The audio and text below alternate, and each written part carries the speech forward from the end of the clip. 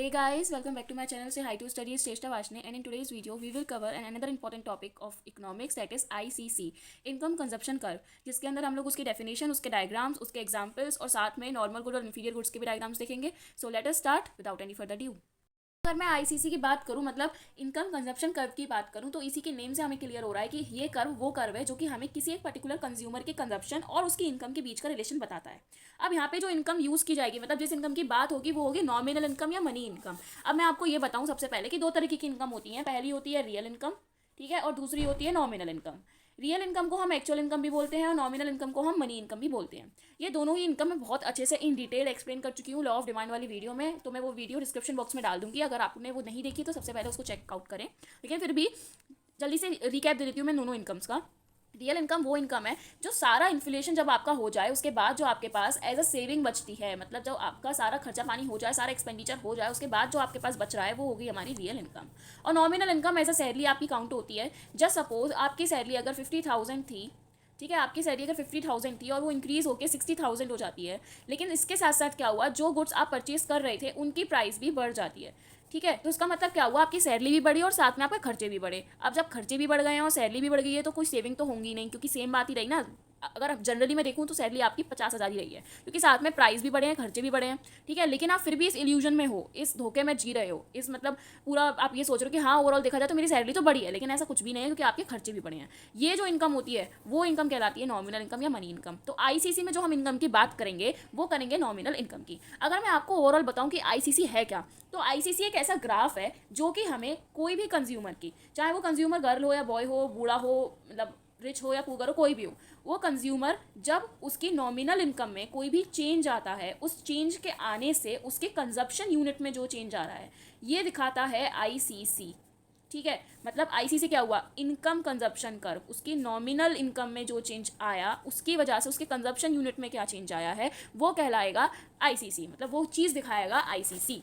अगर मैं इसकी अब टेक्निकल लैंग्वेज कहूँ या डेफिनेशन कहूँ उसको देखूँ तो it shows the change in the consumption unit of a consumer, मतलब एक कंज्यूमर की कंजप्शन यूनिट में जो चेंज आ रहा है वो दिखाता है हमें ये ICC as a result of change in the nominal और the money income of the consumer. मतलब किसी भी एक कंज्यूमर की नॉमिनल या मनी इनकम, कोई सी भी कह लो, दोनों ही एक चीज़ है. ठीक है, नॉमिनल या मनी इनकम के चेंज आने से उसके रिजल्ट पे उसकी कंजप्शन यूनिट में क्या चेंज आ रहा है ये हमें दिखाता है आईसीसी. ठीक है, mean while keeping the price of the commodities consumed भी कॉन्स्टेंट. लेकिन यहाँ पे क्या होता है, हम सिर्फ इनकम की बात करेंगे, पीसीसी अलग हम पढ़ेंगे इसकी नेक्स्ट वीडियो में, उसमें हम प्राइस की बात करेंगे. तो यहाँ पे जब हम इनकम की बात कर रहे हैं तो यहाँ पे जो भी कमोडिटीज हम खरीदेंगे, जो भी कमोडिटीज हम कंज्यूम करने वाले हैं, उन सब की कमोडिटीज की प्राइस जो है वो कॉन्स्टेंट रखी जाएगी, कोई भी उनमें चेंज नहीं आएगा, ना वो बढ़ेगी ना घटेगी. ठीक है, आई होप ओवरऑल देखा जाए तो आईसीसी की डेफिनेशन आपको क्लियर होगी. मतलब नॉमिनल इनकम या मनी इनकम, नॉमिनल या मनी इनकम के चेंज आने से कंजप्शन यूनिट में क्या चेंज आया है किसी कंज्यूमर के, वो हमको दिखाता है आईसीसी. अब ऑफकोर्स हम अगर यहाँ पे मनी इनकम की बात करें तो ये दो तरीके से चेंज होगा. मतलब change in the income effects the goods as of the following, मतलब अगर इनकम में चेंज आया है तो गुड्स भी दो तरीके से डिवाइड कर दिए गए हैं, normal goods and inferior goods. ठीक है, नॉर्मल गुड्स मतलब जो नॉर्मली हम लोग देते हैं, मतलब जो लॉ ऑफ डिमांड का पार्ट है. लॉ ऑफ डिमांड क्या था कि जिस जिस को पर्टिकुलर गुड की प्राइस में कमी आती है तो उसकी डिमांड बढ़ती है, तो वो हो गए नॉर्मल गुड्स. और वहीं जब इसका उल्टा हो जाए, मतलब इसके एक्सेप्शन जो कि मैंने आपको बताए थे, Veblen good and Giffen goods, उन गुड्स का ही ये इन्फीरियर गुड्स के ही पार्ट है, Veblen goods and Giffen goods. Overall Veblen goods और गिफन गुड्स को हम इन्फीरियर गुड्स बोलते हैं. ठीक है, तो इन्फीरियर गुड्स वो गुड्स हो गए जो कि लॉ ऑफ डिमांड के एक्सेप्शन हैं, मतलब उनका उसका उल्टा चलती हैं कि जिनकी प्राइस घटेगी तो उनकी डिमांड भी घटेगी, मतलब they are directly proportional to the price and normal goods are inversely proportional to the price of the commodity. अब हम इनके ग्राफ को देखते हैं. देखो, जब आईसीसी अपवर्ड स्लोपिंग होता है तो ये हमको दिखाता है कि जो गुड्स यहाँ पे यूज़ किए जा रहे हैं वो नॉर्मल गुड्स हैं. ये हमको कैसे पता चलता है, क्योंकि नॉर्मल गुड्स वो गुड्स होते हैं जो एक किसी कंज्यूमर की इनकम के इनवर्सली प्रोपोर्शनल होते हैं, कि अगर उसकी इनकम बढ़ रही है तो उनकी डिमांड घटेगी,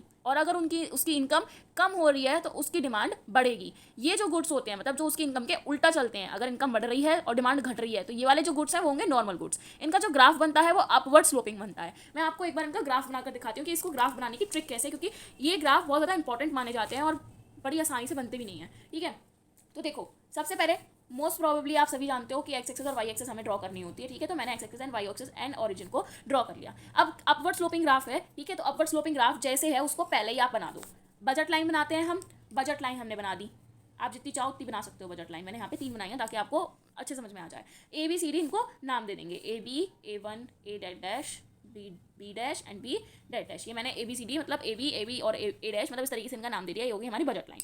अब बजट लाइन जहाँ जहाँ पर हमारे कर्व को, आईसीसी को, ये आईसीसी है, ठीक है, income consumption curve, income consumption curve को जहां जहां हमारी बजट लाइन कट करी है वहां पे हमको बना देना है इंडिफरेंस कर्व, ठीक है। अब जहां जहां ये इंडिफरेंस कर्व बनाया है वहां से हमको एक्स एक्सिस और वाई एक्सिस का कॉम्बिनेशन दिखाने के लिए सीधे सीधे स्ट्रेट लाइंस खींच देनी है। यही हो गया हमारा अपवर्ड स्लोपिंग ग्राफ, जो कि किसका होता है, नॉर्मल गुड्स का होता है, ठीक है। नॉर्मल गुड्स कौन से गुड्स, वो गुड्स हैं ये जो इनकम बढ़ने पे घटते हैं। मतलब एक कंज्यूमर की अगर इनकम बढ़ी है, इनकम को हम वाई से रिप्रेजेंट करते हैं ओवरऑल इकोनॉमिक्स में, अगर हमारी इनकम बढ़ी है तो उन गुड्स की जो डिमांड है वो कम होगी, और इनकम हमारी अगर घटी है तो उनकी डिमांड बढ़ेगी। इनकम कौन सी है यहाँ पे, मनी इनकम या फिर नॉमिनल इनकम, मतलब जो इल्यूजन वाली इनकम थी, जो मैंने आपको ये वाली इनकम बताई, जिसमें साथ साथ खर्चे भी बढ़ जाते हैं, ठीक है। तो ये ग्राफ आई थिंक आपको समझ में आ गया होगा। कैसे, पहले हम इसको अपवर्ड स्लोपिंग वाला ग्राफ कर लेंगे, ये काट देंगे बजट लाइन, फिर जहाँ जहाँ बजट लाइन कटेगी वहाँ से हमने ये एक्स एंड वाई एक्सिस पर ड्रॉ कर लिया, देन उसके बाद वहीं से हमने ये आईसी कर्व निकाल दिया ताकि हम इसका डिटर्मिनेशन भी निकाल सकें। आई होप आपको नॉर्मल गुड्स का ग्राफ समझ में आ गया होगा। अब मैं इंफीरियर गुड्स पे आती हूँ। इंफीरियर गुड्स कौन से गुड्स होते हैं, जो इनकम के डायरेक्टली प्रपोर्शन होते हैं, मतलब अगर इनकम बढ़ रही है तभी वो बढ़ेंगे, वरना उनकी डिमांड कम ही होगी। मतलब inferior goods are those goods जो कि डिपेंड होते हैं इनकम के डायरेक्टली प्रपोर्शन होते हैं, मतलब अगर इनकम बढ़ी है तो उनकी डिमांड भी बढ़ेगी। अब उनकी डिमांड बढ़ रही है, मतलब इनकम बढ़ी तो डिमांड भी बढ़ेगी, और इनकम कम हुई है तो डिमांड भी कम होगी, मतलब सीधे सीधे प्रोपोर्शनल है। और ये यहाँ पे भी इनकम कौन सी है, मनी इनकम या फिर नॉमिनल इनकम, एक ही इन्हीं दोनों इनकम की बात की जाएगी।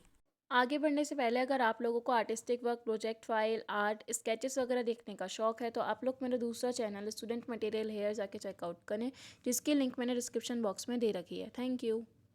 अब मैं इसका अगर ग्राफ आपको बनाना सिखाऊं तो पहले ही सबसे पहले क्या, एक्स एक्सिस और वाई एक्सिस हमने ड्रॉ कर लेनी है, वाई एक्सिस और एक्स एक्सिस हमने ड्रॉ कर ली। उसके बाद जैसे इसमें अपवर्ड स्लोपिंग ग्राफ था, यहाँ पे क्या है, बैकवर्ड स्लोपिंग ग्राफ है, मतलब पीछे की तरफ ग्राफ भागेगा। तो हमने इसको पहले ही ऐसे ड्रॉ कर लिया, और ये आईसीसी है, मतलब इनकम कंजप्शन कर्व है। उसके बाद हमको बजट लाइन ड्रॉ करनी है, बजट लाइन हमने ड्रॉ कर ली, जितनी चाहो आप उतनी ड्रॉ कर सकते हो। मैंने यहाँ पे 4 ड्रॉ करी है, और उसको कुछ भी नेम आप दे दो। मैंने यहाँ पे A dash, A dash and A triple dash, और ऐसे यहाँ पे B dash, B dash and B triple dash दे दिया है। अब जहाँ जहाँ ये बजट लाइन इंटरसेक्ट करी है वहाँ की डिटर्मिनेशन बताने के लिए हमको एक्स एक्सिस और वाई एक्सिस पे लाइंस ड्रॉ कर लेनी है एज पर द डिटर्मिनेशन, ठीक है। ये मैंने यहाँ पे ऐसे ड्रॉ कर लिया, आप स्केल यूज़ करना है, मैं अभी आपको इसे समझाने के लिए कर रही हूँ। फिर उसके बाद जहाँ जहाँ पे ये इंटरसेक्ट करी है वहाँ वहाँ पर आपको आईसी कर्व बना देना है, यानी कि इंडिफरेंस कर्व बना देना है।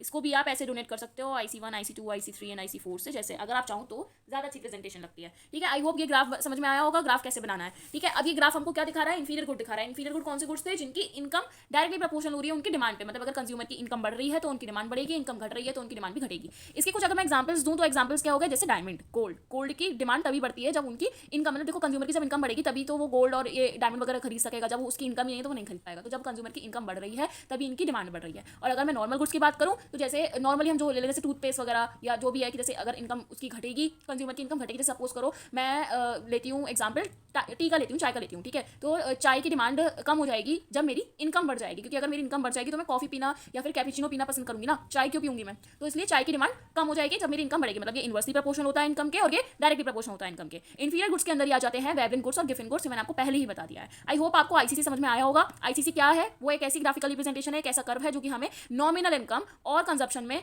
मतलब रिलेशन बताता है। कैसे कि जब कोई भी एक पर्टिकुलर कंज्यूमर की नॉमिनल इनकम में चेंज आता है तो उसकी कंजप्शन यूनिट में कितना चेंज आ रहा है, ये हमको दिखाता है इनकम कंजप्शन कर्व। उसको हम दो तरीके से डिवाइड करते हैं, क्योंकि इनकम में चेंज आने से गुड्स को दो तरीके से डिवाइड किया गया है, normal goods and inferior goods. Normal goods का जो ग्राफ होता है वो अपवर्ड स्लोपिंग होता है। अपवर्ड स्लोपिंग कैसे बनाया जाएगा ये मैंने आपको बता दिया है, ठीक है। अपवर्ड स्लोपिंग से यहाँ पे मतलब ये है कि अगर कंजप्शन यूनिट में चेंज आएगा वो कैसे आएगा, जब उसकी इनकम मतलब अगर बढ़ रही है तो डिमांड घटेगी, और इनकम घट रही है तो डिमांड बढ़ेगी, मतलब इनवर्स रिलेशनशिप है। बोले तो इन शॉर्ट बोलूँ तो मैं नेगेटिव रिलेशनशिप है यहाँ पे इनकम के साथ और डिमांड का। और इंफीरियर गुड्स में पॉजिटिव रिलेशनशिप होता है, मतलब अगर इनकम बढ़ेगी तो डिमांड भी बढ़ेगी, और इनकम कम होगी तो डिमांड भी कम होगी, मतलब जैसा ये चल रहा है डायरेक्ट रिलेशनशिप है यहाँ पे, ठीक है। आई होप आपको ये दोनों ही चीज़ें सारी चीज़ें क्लियर हुई होंगी। अगर नहीं है क्लियर तो आप लोग कमेंट सेक्शन में डाल सकते हो, किसी चीज़ पर कोई डाउट हो तो। बाकी अगर वीडियो अच्छी लगी हो तो प्लीज़ वीडियो को लाइक करना, चैनल को सब्सक्राइब करना और अपने फ्रेंड्स के साथ जरूर शेयर करना। बाकी stay tuned, thanks for watching.